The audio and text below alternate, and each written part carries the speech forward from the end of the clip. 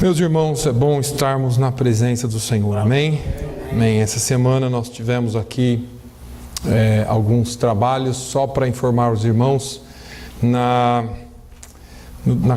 No domingo passado eu falei sobre o Mr. Botelho, que ele havia falecido. Na sexta-feira, ou melhor, no sábado, ele faleceu.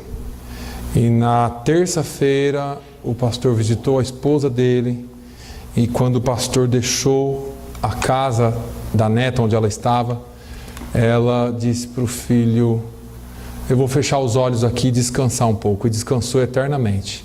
Então nós tivemos o casal que morreu praticamente 3 dias de diferença, e nós fizemos o funeral dos dois, e foi aqui uma bênção, porque até interessante a gente falar isso, né? Mas eles são e foram um exemplo muito grande de cristãos aqui dentro dessa igreja e na vida deles aí fora. A família deu testemunhos aqui belíssimos sobre a vida deles, e ele foi um dos homens que mais me encorajou quando eu cheguei aqui. Aqui na igreja, todos os domingos ele me chamava ali, ele sentava atrás da irmã Maria, irmã Maria. Ele sentava aí nesse cantinho aí, me chamava ali e falava: pastor, o que o senhor vai pregar hoje? E eu falava, eu falava com ele, compartilhava a palavra de Deus com ele, e ele falava: continua, siga em frente, não desiste, Deus vai te dar vitória. E depois de alguns domingos eu comecei a trazer a palavra naquilo que eu achava que era tradução, né? Eu trazia alguns tópicos traduzidos, tentando traduzir para ele, e ele, eu tenho certeza que ele, com aquilo ali também, nossa amizade foi sendo selada. E o sobrinho dele, o irmão Bob, um dos que tocam aqui no grupo de louvor, deu testemunho que ele tinha todos aqueles papéis guardados, e ele sempre, todos os dias, orava pela igreja de língua portuguesa. Então, esse é um dos heróis da fé aqui dessa igreja, um dos homens que deixou um legado. Você vê uma família abençoada que esteve aqui. Nós tivemos aqui quase 200 pessoas ontem, em torno de 180 pessoas que estavam no funeral, no enterro, depois vieram aqui para a igreja, e nós tivemos um culto memorial aqui dos dois, do casal, e foi uma bênção. Que Deus continue sendo louvado através da vida deste casal e da família também, irmãos, que é uma bênção nas nossas vidas, amém? Eu, por coincidência, ou Jesuscidência, eu havia preparado uma mensagem de antemão, e veio no meu coração em falar sobre isso. Eu gostaria de convidá-lo a abrir a sua Bíblia na segunda carta de Paulo a Timóteo. Segunda carta de Paulo a Timóteo, no capítulo de número 4 e no versículo de número 6 a 8. Nós conhecemos bem essa palavra. Nós já ouvimos ela pelo menos algumas vezes, e principalmente em alguns funerais nós ouvimos essa palavra. Apesar de hoje não ser um culto funeral, mas essa palavra que não diz respeito só a funeral, é uma palavra que todos nós devemos guardar no nosso coração e praticá-la até o final, amém? Vamos ler 2 Timóteo capítulo 4, versículos 6 a 8. Diz assim a palavra de Deus: porque eu já estou sendo oferecido por aspersão de sacrifício, e o tempo da minha partida está próximo. Combati o bom combate, acabei a carreira, guardei a fé. Desde agora, a coroa da justiça me está guardada, a qual o Senhor, justo juiz, me dará naquele dia, e não somente a mim, mas também a todos os que amarem a sua vinda. Amém? Esta é uma palavra que me chama bastante atenção. O apóstolo Paulo aqui, o contexto histórico, o apóstolo Paulo está preso em Roma. Ele sabe que está próximo do momento dele morrer, e ele escreve a Timóteo. Ele sabia que os momentos finais da vida dele estavam às portas, e ele escreve a Timóteo e o início desse capítulo é muito forte, porque ele diz: conjuro-te, imploro, ordeno, peço com todas as forças, pois diante de Deus e do Senhor Jesus Cristo, que há de julgar os vivos e os mortos na sua vinda e no seu reino, que pregues a palavra, instes a tempo e fora de tempo, redargue-as, repreendas, exortes com toda a longanimidade e doutrina. E ele fala dos tempos que virão, e ele diz assim: olha, eu não vou estar com você, porque o meu tempo está chegando ao fim. Eu não vou mais escrever para você, eu não vou mais ligar para você, se é que ele podia dizer isso. Eu não vou mais estar aqui para te dar força. Virão tempos difíceis na sua vida, mas você precisa estar firme. E estar firme como cristão significa estar pregando a palavra de Deus e testemunhando sobre a palavra de Deus em todo o tempo. De vez em quando eu paro para fazer uma análise da minha vida. Eu acho que não sou só eu.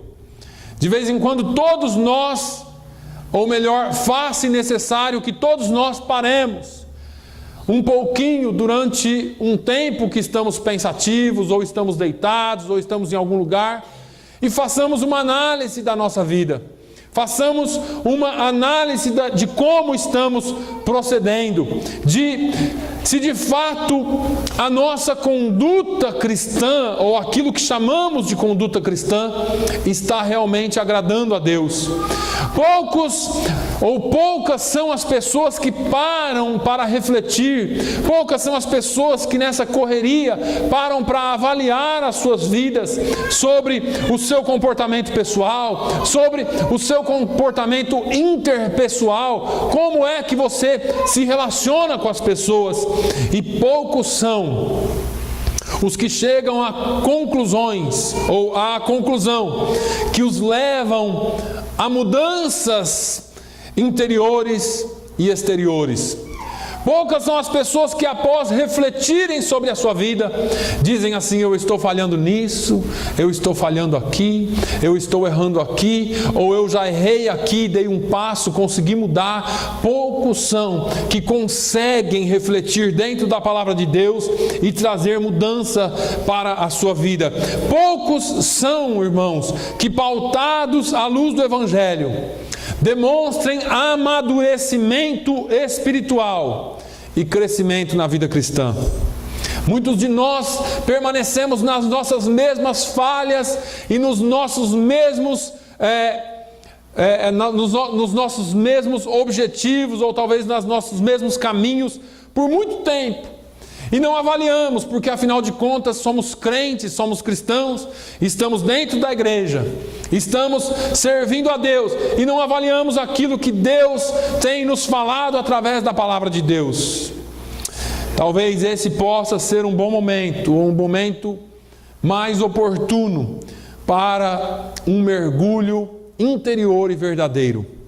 Talvez seja um momento em que nós devamos avaliar as nossas ações, os nossos pensamentos e, mais do que tudo, as nossas intenções. O que é que tem trazido você até aqui? O que é, ou qual tem sido a sua intenção? Quais têm sido os seus pensamentos? Quais têm sido as suas ações diante daquilo que é pregado aqui na palavra de Deus, diante daquilo que você ouve da palavra de Deus? Será que as suas ações, os seus pensamentos e as suas intenções estão pautadas, ou são pautadas pela palavra de Deus? Ou será que as suas intenções, os seus pensamentos, as suas ações vão longe daquilo que o Senhor tem nos deixado na sua palavra? É importante que avaliemos vez por outra, pois é melhor termos uma clara e distinta imagem do que Deus pensa sobre nós, do que outros pensam sobre nós. Quando eu falo de intenções, eu falo mais ou menos de que, ou de quem eu e você estamos agradando com as nossas ações? Quem a nossa vida tem glorificado? Talvez você precise de um minuto para pensar um pouquinho. Eu não estou com pressa, para ser sincero, porque durante essa semana eu tive alguns momentos de reflexão na minha vida. E todos nós temos pontos falhos, todos nós vemos nos outros pessoas boas, mas em nós mesmos nós sabemos que precisamos mudar em muitas coisas. Depois de pesar todas as coisas que eu avaliei essa semana, e depois que você pesar todas as coisas que você precisa avaliar, você precisa ver e avaliar quem você é, ou quem e o que somos. Será que aquilo que somos e aquilo que dizemos ser tem servido para a honra e glória de Deus e amor ao próximo? Quando fazemos essa avaliação, e se fizermos essa avaliação com cuidado e formos bem criteriosos, segundo a palavra de Deus, nós vamos notar que precisamos de algumas mudanças, precisamos reconstruir algumas áreas da nossa vida, precisamos de certas reconciliações com o nosso próximo. Sempre que nos avaliamos, ou sempre que nos avaliarmos, encontraremos pontos a serem mudados e trabalhados. Teremos que reconstruir algumas coisas que ficaram para trás. Mais importante do que tudo, precisaremos reconciliar ou reconciliação com Deus e com o nosso próximo. Porque todas as vezes que nós avaliamos o nosso interior, detectamos pontos que precisam de mudança, eu acho que é um tempo de nós voltarmos um pouquinho atrás e verificarmos com Deus naquilo que falhamos e pedirmos perdão. No livro de Oséias existe uma citação onde o profeta é usado por Deus e diz: volta, ó Israel, para o Senhor teu Deus, porque tens caído. Lembra-te de onde caiu e volta ao Senhor teu Deus. Então, eu gostaria de nessa manhã falar um pouquinho e tentar trazer um pouquinho para que você pense mais do que você saia daqui glorificando hoje. Eu quero que você saia daqui pensando hoje. Eu tenho falado aqui que a igreja nos últimos 400 anos deixou de pensar. E essa não é uma estatística minha. Essa é uma estatística que vem já de 400 anos atrás. A igreja deixou de pensar e a igreja passou a agir somente através das emoções. E Paulo nos conclama e nos chama veementemente a prestarmos a Deus um culto racional, um culto em que nós pensemos. Você não está proibido de expressar suas emoções, mas que você preste a Deus um culto, que você saiba o que está fazendo, para que Ele receba o seu culto como um culto racional. Nós precisamos voltar a estudar a palavra de Deus. Nós precisamos voltar aos primeiros princípios da palavra. Precisamos passar a nos orientar mais pela palavra de Deus e não por promessas falsas de homens que não têm compromisso com a palavra e nem com você. Precisamos voltar um pouco a estudar as Escrituras e ver o que é que Deus tem para falar para nós. Quanto a mim, estou sendo oferecido por aspersão. E eu parei um pouquinho para pensar essa semana, quando será o meu dia? O salmista, no Salmo 90, fala assim: Senhor, ensina-me a contar os meus dias, de modo que eu alcance coração sábio. Deus não quer um povo que só vive de emoções, e eu já falei aqui que você não é proibido de expressar suas emoções, mas Deus quer um povo que caminhe sabiamente sobre essa terra, representando bem o reino de Deus e fazendo aquilo que Ele nos chamou para fazer. O próximo passo após a avaliação é firmar propósitos e renovar a sua e a minha aliança com Deus. Firmação de propósito, é bem claro que nossas alianças, os nossos compromissos, os nossos propósitos devem sempre visar trazer glória ao nome do Senhor. Precisamos abandonar por completo a vida de pecado. Precisamos ter disposição para o serviço de Deus. Precisamos pôr em prática o amor e chamar e clamar e pedir que a santidade de Deus esteja em nós, assim como Ele é santo. Todo aquele que ama a Deus examina-se constantemente dentro da palavra de Deus, para que seus inimigos espirituais, que não são poucos, e um deles é o principal, e ele anda bramando em torno de nós, ao derredor, como um leão, procurando a quem possa tragar. É uma brecha que você dá, e ele vai chegar até você, para que eles, esses inimigos, ou esse inimigo, não possam encontrar nenhuma brecha, e Deus possa ser melhor testemunhado através da sua vida. Você pode dizer assim: pastor, eu fui um desastre até agora. Eu não sei se eu sou um bom ou uma boa representante do reino de Deus aqui. A minha vida não é lá grande coisa. Eu tenho as minhas falhas e eu preciso de Deus. Esse é o primeiro passo. Quando você se examina, quando você reconhece a necessidade de mudança, é sinal de que Deus está começando a trabalhar em você através do Espírito Santo. Algumas vezes nós precisamos tomar decisões drásticas.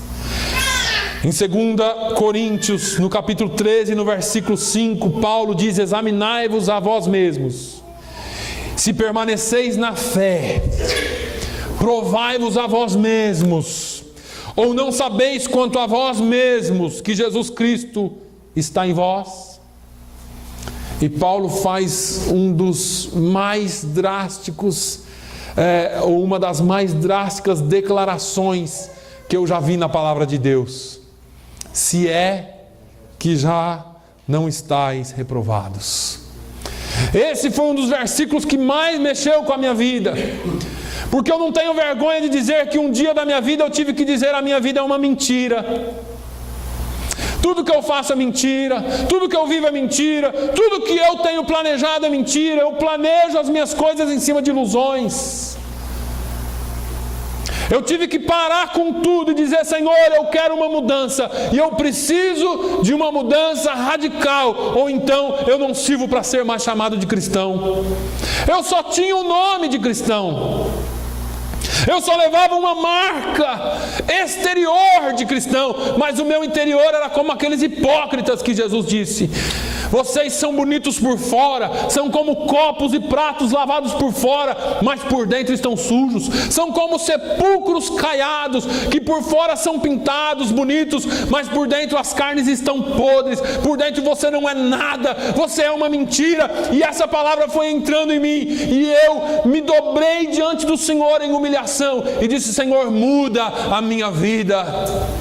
Sou eu e você que precisamos tomar um passo. Eu já falei aqui, e vez por outra eu falo, que Deus não é mágico, irmãos. É engraçado, passa um programa de televisão que de vez em quando eu assisto, o sujeito é mágico. Ele faz umas coisas inacreditáveis, tudo truque, a gente sabe disso, mas tudo ilusão de ótica. Não pense que Deus vai fazer uma ilusão de ótica para você. Não pense que Deus vai fazer assim e as coisas mudam do dia para a noite. Nós temos um Deus que nos deixou a palavra, e essa palavra ela tem que confrontar as nossas vidas, e mediante aquilo que nós ouvimos, nós tomamos decisões. A vida cristã é feita de decisões. Mas entre as muitas avaliações que nós fazemos em nossas vidas, a Bíblia nos relata aquela do final da nossa vida. Porque mesmo se deparando com a morte, mesmo sabendo que iria morrer, logo que talvez Paulo tenha sido comunicado, ou ele tenha sentido do Espírito que ia morrer. Longe de ter um espírito entristecido, longe de expor a sua dor, longe de ter qualquer tipo de decepção com Deus, Paulo escolheu proferir palavras de encorajamento. Paulo preferiu falar coisas que ele havia feito e que demonstram um sentimento de dever cumprido que todos nós deveríamos ter no final da nossa vida. Quanto a mim, estou sendo oferecido por libação. O tempo da minha partida chegou. Mas tem um detalhe, Timóteo: eu combati o bom combate, eu acabei a carreira e eu guardei a fé. Será que se hoje a morte batesse na sua porta e te desse alguns minutos para fazer uma declaração, qual seria a declaração que sairia da sua boca? Você diria as mesmas coisas: combati o bom combate, acabei a carreira e mais ou menos guardei a fé? Ou será que você diria com toda a certeza como Paulo falou? O que é combater o bom combate? O que traduziríamos por combater o bom combate?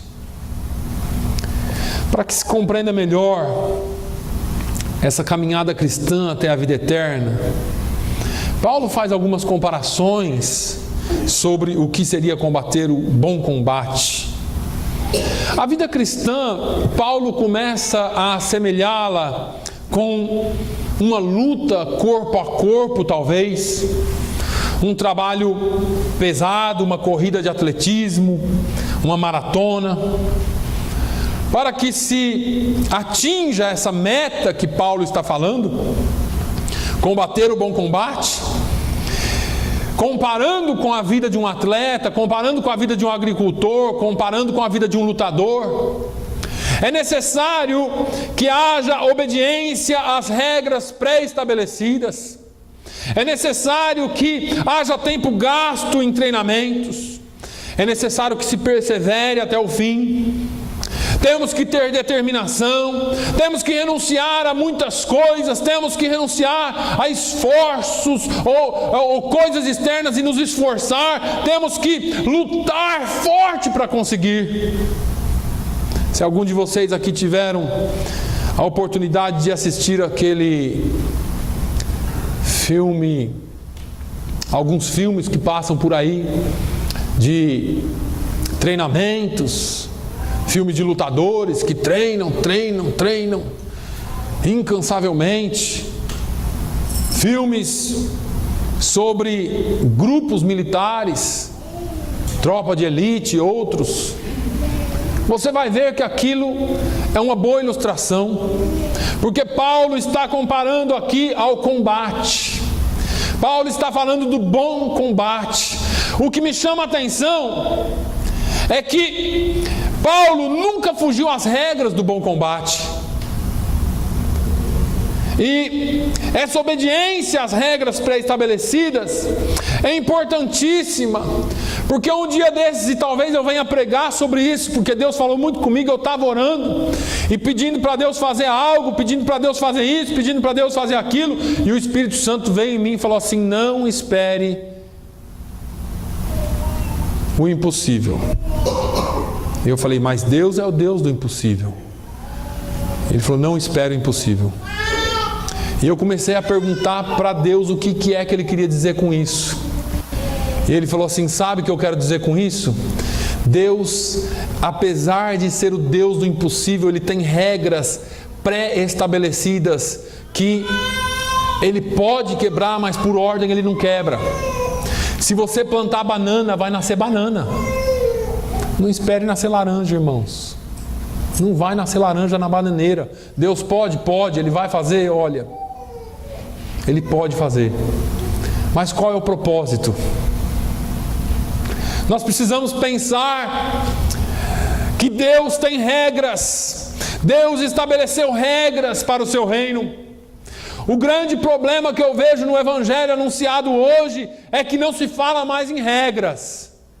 E você fala assim, mas o que é isso, pastor? Porque existem regras naturais para a vida cristã. O Evangelho é exacerbado da graça, esse Evangelho exagerado da graça.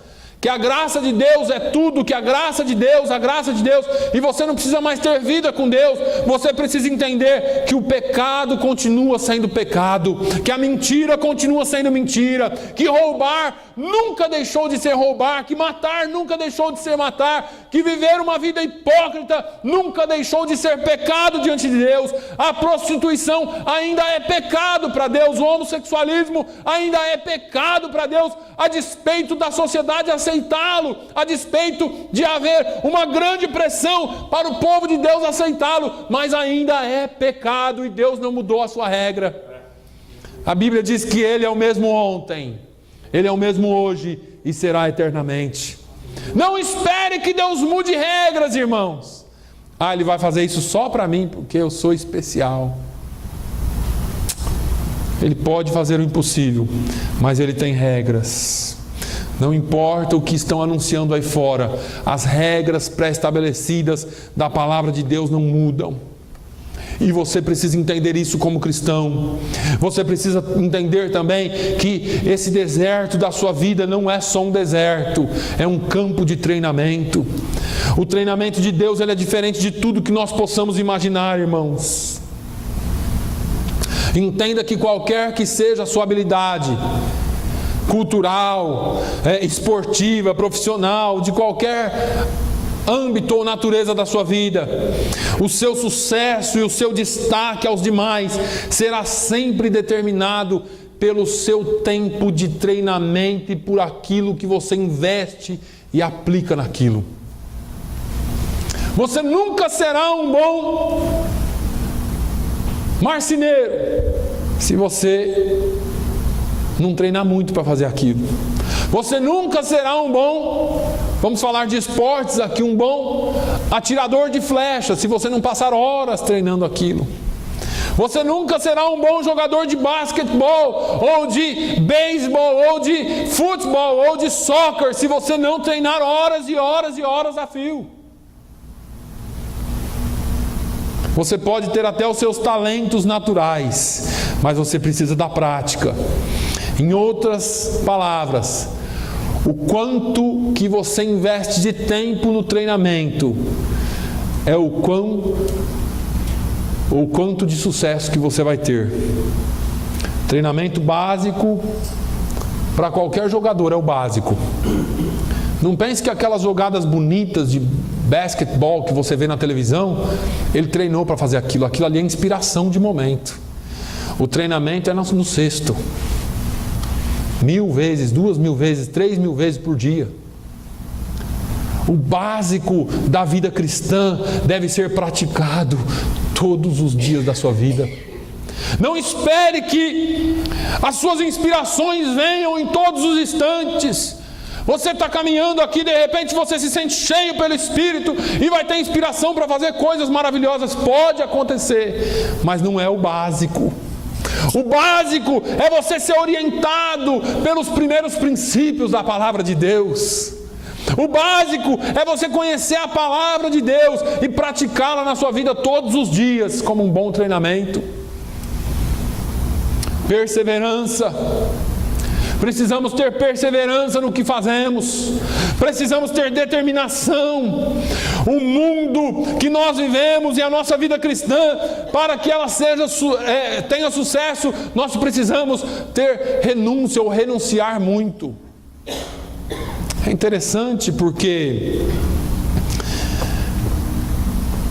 em todos os contratos e alianças que nós fazemos, depende de renúncia. Quantos de nós aqui já não se sentiu humilhado em algum trabalho aqui e você precisa renunciar ao seu orgulho para manter o trabalho? Quem nunca foi aqui? Quem nunca passou por um momento difícil e não teve que renunciar? Todos nós. Todos nós. Eu sempre falo para os meus filhos: Quando você estiver trabalhando, você vai ter que engolir muito sapo. E eu mudei a expressão, falei, você vai ter que engolir muito gato, porque gato gruda com as unhas e não quer descer. E você tem que ficar quieto, porque você vai ter que renunciar o seu orgulho, porque senão você é despedido. Na vida cristã, é mais fácil. Deus é bom. Ele não humilha a gente. Ele não maltrata a gente, então a gente leva de qualquer jeito. Mas a vida cristã exige renúncia da nossa parte. A vida cristã exige compromisso com Deus da nossa parte. Você renuncia não é porque Ele te manda e te força e te obriga, é porque você ama Deus. Quando você casa com alguém que você ama, é tudo mais fácil. É difícil, mas ao mesmo tempo é fácil, porque você renuncia por amor.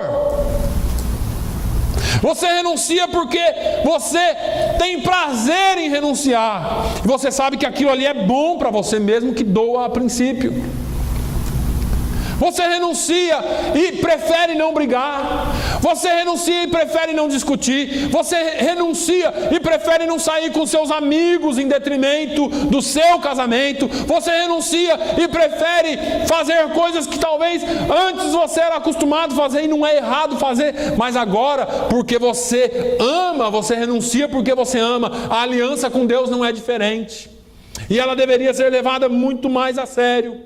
Porque nós precisaríamos e devemos renunciar todos os dias às coisas do mundo. Pastor, não é fácil, a tentação vem, não é fácil aguentar, não é fácil resistir. O mundo está aí, lançando um monte de coisa à nossa frente, não é fácil. Mas você renuncia por amor. Você renuncia porque um dia Ele renunciou por você. Eu já fiz um comentário aqui um dia, eu falei, se entrasse um mendigo aqui hoje, agora, se entrasse um mendigo aqui todo mal cheiroso, sujo, como é que você trataria? Ele vem aqui e resolve sentar aqui no meio da gente aqui. Vocês iam sair de perto, porque afinal de contas o cheiro não está muito bom. E se ele falasse para você assim, me dá um abraço, o que você ia falar para ele? Quantos de nós, e eu vou me incluir, teria coragem de chegar e abraçar um sujeito sujo, mal cheiroso?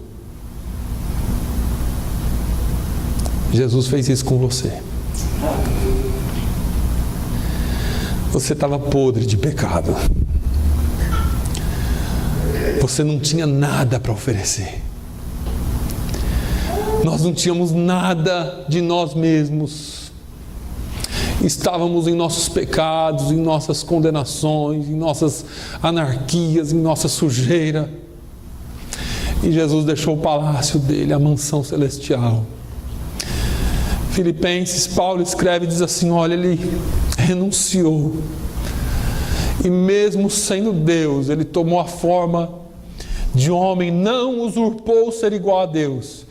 Mas ele tomou a forma de homem, humilhou-se, aniquilou-se a si mesmo e foi obediente até a morte, e morte de cruz por amor a mim e a você.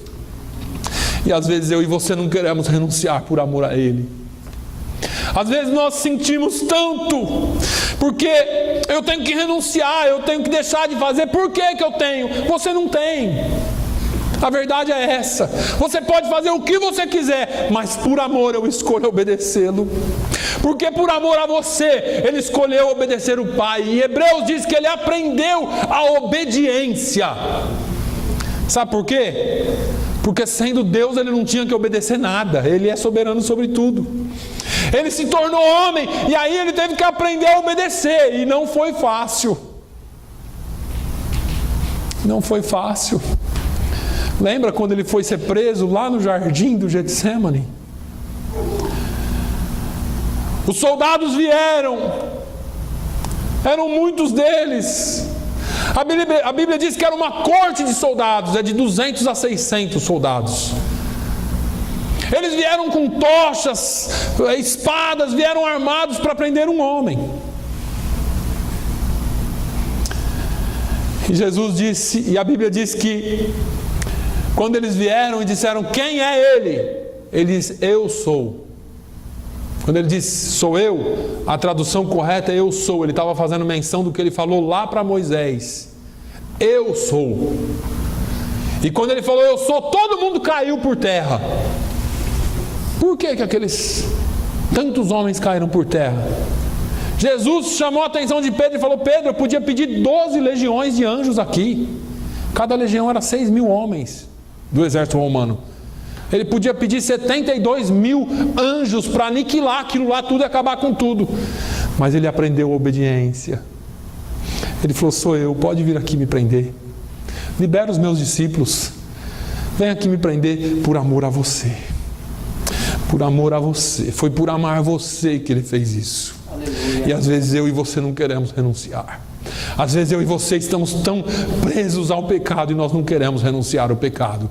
Mas nessa manhã que você pense e saia daqui disposto a renunciar tudo por amor a Jesus. Que você saia daqui disposto a dar um passo aquilo que Ele te chamou para ser. Não é fácil, é uma luta difícil. A vida cristã nunca foi fácil e nunca será fácil, como muitos dizem por aí. Nós temos a nossa batalha, e uma das nossas batalhas é a batalha interior. Nessa batalha interior é o nosso caráter, são os nossos temperamentos, são as nossas formas irredutíveis de ser. Pecados que não confessamos, pecados que não abandonamos, pecados que impedem uma maior aproximação com Deus. E às vezes nós ficamos perguntando por que isso, por que aquilo, mas talvez você deveria olhar um pouquinho para dentro de você hoje, porque muitas vezes o velho homem vai perdendo o seu predomínio em você, mas ele quer voltar e tomar conta. E começa uma batalha entre novo e velho homem, carne e espírito ficam se chocando o tempo todo.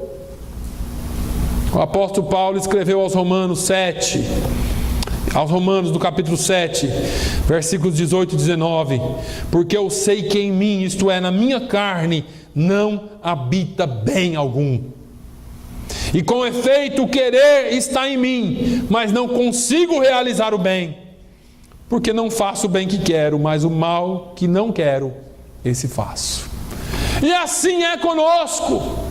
Mas às vezes nós precisamos renunciar. Renunciar. Saia daqui hoje com essa palavra no seu coração, nessa mesma preocupação de renúncia, de briga interior, de luta interior. O apóstolo Pedro diz adiante em 1 Pedro 1,15: mas como é santo aquele que vos chamou, sede vós também santos em toda a vossa maneira de viver. Eu vou repetir para você: sede santo em toda a vossa maneira de viver. Domingo de manhã, pastor, não. Quarta noite, pastor, não. Toda a vossa maneira de viver. Em casa, no trabalho, na igreja, na escola, não importa onde você estiver, sede santo em toda a vossa maneira de viver. Agora, a segunda batalha que nós enfrentamos é externa, porque nós temos decepções, perseguições, hipocrisias, projetos iníquos que tramam a nossa queda, disputas prejudiciais, ciúmes, contendas, mentiras, injustiças, murmurações, inveja, falta de amor e misericórdia, solidão, indiferença, justiças humanas. E alguns não suportam a luta, não conseguem dizer combati o bom combate, sucumbem diante das dificuldades, decepções, abandonam o campo, abandonam a batalha, abandonam a igreja, não chegam ao seu final bem. O apóstolo nos fala de um bom combate, porque quando nós estamos nesse bom combate, os propósitos são eternos, irmãos.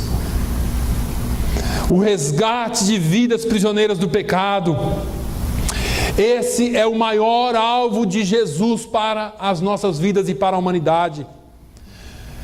Deixa eu te falar uma coisa, não existe nada do que você faça aqui na terra que vá durar, se não for feito para a glória do Senhor Jesus.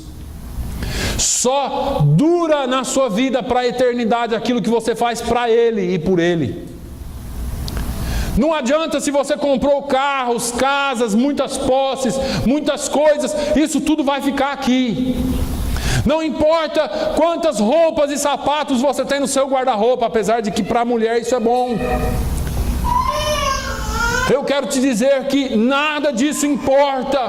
Quantos graus de estudo você tem? O que importa na sua vida é aquilo que você fez e faz para Jesus. O que importa na sua vida é aquilo que você responde da sua soberana vocação em Cristo Jesus. Não adianta. Paulo continua: completei a carreira. A vida cristã, ela é retratada como uma carreira repleta de obstáculos, dificuldades. Mas se eu e você ficarmos e estivermos firmes em Jesus, Ele nos confere poder e força sobrenatural para vencermos essas dificuldades. Não se admite o curso incompleto dessa carreira. A vitória é conferida aos que chegam ao final. No livro de Apocalipse, quando Jesus escreve, usando João, as igrejas do Apocalipse da Ásia,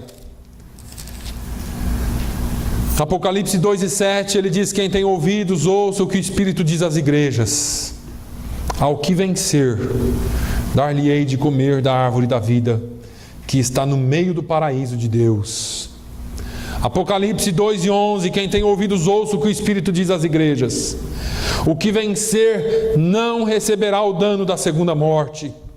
Apocalipse 2:17, quem tem ouvidos, ouça o que o Espírito diz às igrejas.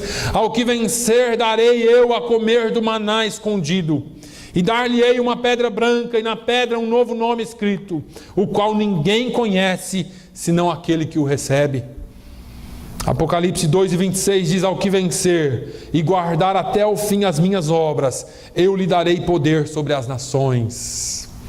Apocalipse 3:5 diz: ao que vencer será vestido de vestes brancas, e de maneira nenhuma riscarei o seu nome do livro da vida, e confessarei o seu nome diante do meu Pai e diante dos seus anjos. 3:21 ao que vencer lhe concederei que se assente comigo no meu trono, assim como eu venci e me assentei com meu Pai no seu trono.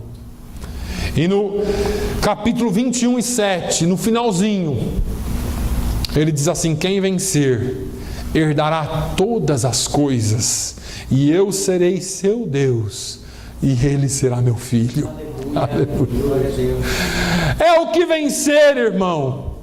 A carreira exige dedicação, exige coragem, exige poder espiritual. Não tem outra forma de vencer a não ser assim. Esta corrida, eu já disse aqui, não admite o segundo lugar no pódio. Você não pode estar do lado direito ou esquerdo do campeão, você tem que ser o campeão. Você tem que ser o vencedor. E a palavra de Deus nos garante que nós somos mais do que vencedores por aquele que nos amou. Não desista. É difícil combater a carreira. É difícil chegar ao final dela como vencedor. É difícil combater esse bom combate, acabar essa carreira, mas é preciso terminar bem, porque o livro de Provérbios nos diz que não importa o início das coisas, o que importa é o final delas. Como vai ser o final da sua vida? Nós conhecemos tanta gente aí que começou tão bem, começou fazendo tanto sucesso.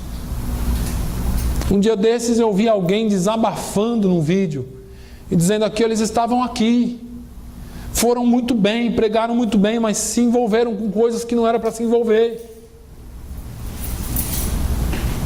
Precisamos guardar a fé. Eu vou encerrar nessa manhã.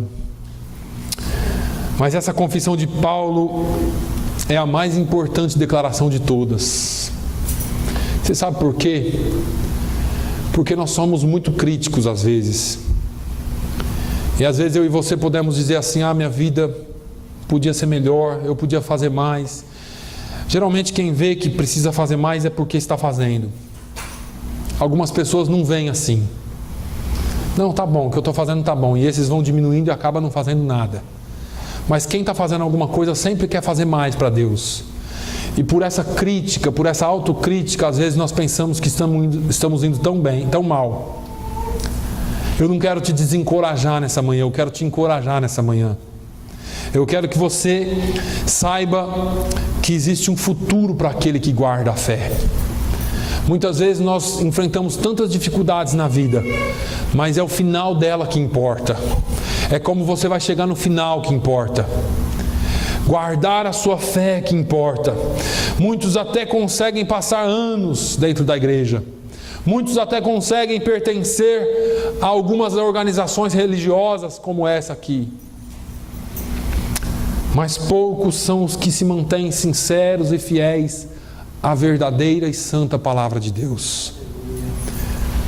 Você pode até fazer parte de uma igreja ou de uma denominação.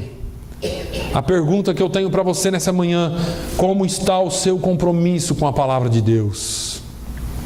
O que tem saído da sua fonte? 2 Coríntios 11:3, Paulo fala: mas receio que assim como a serpente enganou a Eva com a sua astúcia, assim também sejam corrompidas as vossas mentes e se apartem da simplicidade e pureza devidas a Cristo.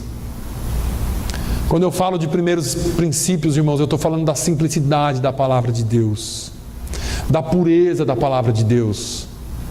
Ela nunca pode se apartar de nós. Nunca pode se apartar essa pureza. Guardar a fé de forma concisa e essencial significa esforçar-se a cada dia para ser um verdadeiro cristão. Significa fazer justiça ao nome pelo qual somos conhecidos, cristãos. Significa confiar na mensagem do Evangelho, sem adições, sem subtrações, sem corrupções, a despeito das pregações e dos pregadores, nos quais eu me incluo. Significa defender a fé contra os assédios da heresia que todos os dias nos cerca, com novas teologias, com novos tipos de pregações, com novos tipos de evangelho que surgem a cada dia. Significa propagar a fé aos perdidos. Significa ensinar a fé em toda a sua pureza aos novos convertidos. Significa ser modelo de fidelidade, como esse homem e essa mulher foram durante muitos anos das suas vidas. Significa nunca desistir diante dos obstáculos. Significa confiar em Jesus, olhando sempre para Ele e se alicerçando sempre nele e tendo sempre nele a sua ajuda. O apóstolo Paulo faz uma avaliação sincera da sua vida cristã, quando ele observou a sua vida à luz da palavra de Deus, as vitórias que ele alcançou, as muitas lutas que ele enfrentou. Em todas ele foi vencedor, porque ele não perdeu a sua fé. Quantos de nós, assim como Paulo, no final das nossas vidas, vamos poder falar a mesma coisa? Ontem colocaram um videozinho desse tamanhozinho na internet, um filme antigo, porque Hollywood não faz mais filmes assim, dos mártires cristãos, que eram colocados nas arenas para serem atacados por leões, às vezes com crianças, prontos a morrer ao fio da espada, prontos a serem mortos como Paulo foi. Mas eles disseram: combati o bom combate, Cheguei no final da minha vida, mas eu guardei a fé. Não importa o quão popular você vai ser. O que importa para Deus é o quão fiel você vai ser. A sua vida cristã não está pautada em popularidade. Ela está pautada na fidelidade a Deus.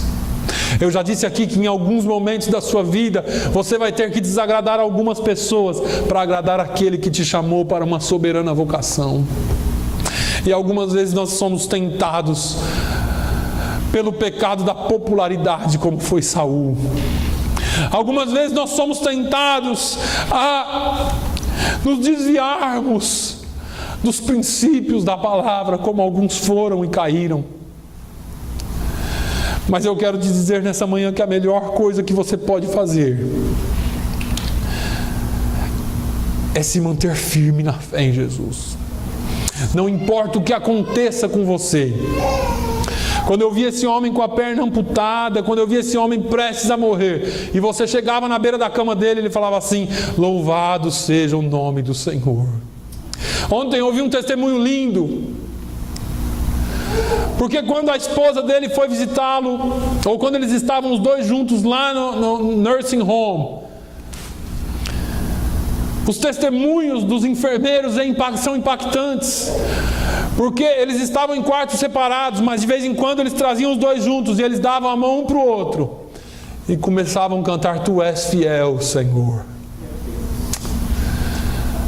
Uma das últimas vezes que foram fazer o curativo na perna amputada dele, o nosso irmão Bob estava lá com ele, pegou na mão dele e ele pediu ao Bob, falou: canta comigo. Eles começaram a cantar sobre a fidelidade de Deus.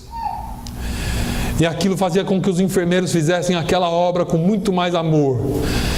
E o testemunho que eles deixaram lá na hora da morte, irmãos, como Paulo deixou aqui, é impactante.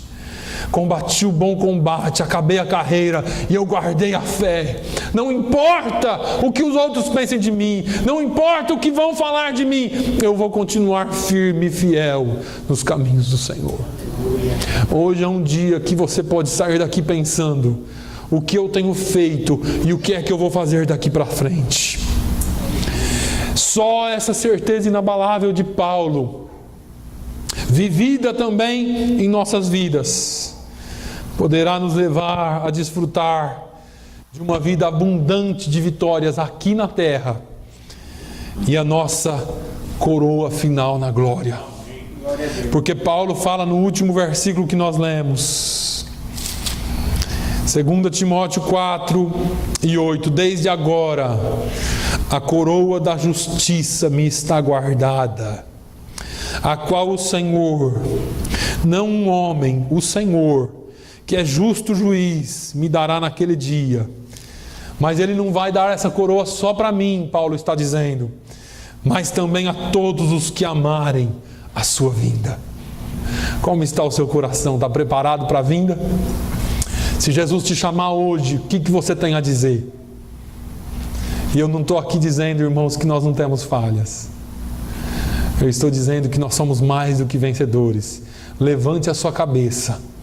Se você precisa de um conserto com Deus, faça isso. A Bíblia diz, e a palavra de Deus nos ensina, para nós irmos a Ele, confessar os nossos pecados, derramar os nossos corações diante dEle, e Ele nos renovará as forças. Você tem a oportunidade agora de orar ao Senhor. Pai, eu te louvo nessa manhã. Que todos nós possamos chegar no final das nossas vidas, Senhor, ainda que seja hoje, e dizermos: combati o bom combate, acabei a carreira e guardei a fé. Que cada um de nós possamos, ó Deus, ter a certeza da Tua vinda, individual ou coletiva, mas o Senhor virá. E quando o Senhor vier para cada um de nós, ou para todos nós juntos, que nós possamos dizer: combati o bom combate, Senhor. Acabei essa carreira aqui nessa terra e guardei a fé em Jesus, e por isso nós estamos indo para a glória. Senhor, que um dia todos nós possamos dizer estas palavras. Senhor, que hoje nós possamos pensar como uma igreja que pensa, como uma igreja que está aqui, Senhor, para propagar a Tua palavra. Oh, meu Deus, e conscientemente declararmos, ó Deus, a nossa fé em Ti. Não só declararmos com as nossas bocas, mas com as nossas vidas diante de Ti. Senhor, nos leve a ser bons combatentes. Nos dê força para sermos bons combatentes. Que essa carreira, Senhor, seja só por um tempo e que no final dela nós possamos cantar o hino da vitória, Senhor, e guardarmos a fé em Ti. Pai, eu uso esse momento, Senhor, para apresentar os Teus filhos que estão precisando, Senhor, de uma força de Ti, que eles possam vir à fonte. Tu és a nossa fonte, Senhor. Fortaleça-nos, ó Deus. Oh, meu Deus, visita o irmão Antônio e a irmã Aldina onde eles estiverem. Visita o Senhor agora e dê-lhes força, Senhor. Que eles possam, Senhor, ter a Tua paz, voltar, Senhor, para o nosso meio. Oh, meu Deus, visita o irmão Antônio e traga-lhe a cura que ele precisa, Senhor. Meu Deus, visita a nossa irmã Maria agora também, que está aqui na nave da igreja. Cura a nossa irmã Maria, Senhor, de toda infecção. Oh, meu Deus, os médicos já fizeram aquilo que eles podiam fazer. Agora nós estamos clamando por um milagre. Visita ela agora e cura no nome de Jesus, Senhor. Meu Deus, visita os nossos familiares que precisam de uma cura. Visita a Alissa, Senhor, da irmã Alzira, que ela possa ser curada hoje, para a honra e glória do Teu nome, Senhor. Oh, meu Deus, que nós possamos caminhar e correr essa carreira, Senhor, independente das lutas, mas chegarmos ao final de cabeça erguida. Oh, Senhor, no nome de Jesus, aqueles que estão nos assistindo também, Senhor, que eles possam ter um encontro verdadeiro contigo, fazer uma análise de suas vidas e dar um passo de fé, Senhor, em direção ao Teu Calvário, à cruz do Calvário, Senhor. Meu Deus, o Senhor nos garante a vitória em tudo. No nome de Jesus, ó Deus, dê-nos uma semana abençoada, que o Teu nome seja glorificado em nós.